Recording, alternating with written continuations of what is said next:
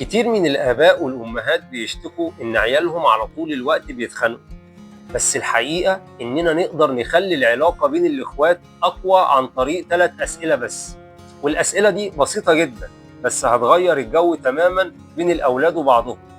أول سؤال: إيه أكتر حاجة بتحبها في أخوك أو أختك؟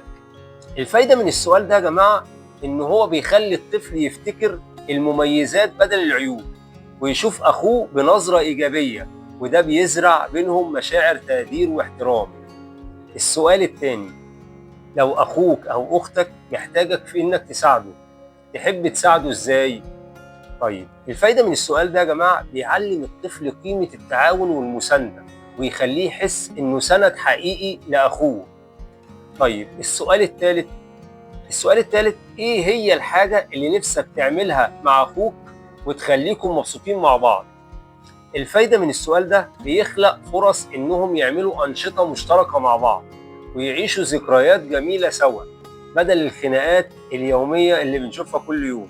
بصوا يا جماعة، الحاجات اللي أنا قلتها دي من أهم الحاجات اللي ممكن نسألها لأولادنا علشان تقدر تغير من شخصيتهم تماما، لأن الإخوات يا جماعة لما يتعلموا يشوفوا الحلو في بعض ويساعدوا بعض ويستمتعوا مع بعض بيتحولوا من منافسين لشركاء حياة، ودي أعظم هدية نقدر نديها لأولادنا.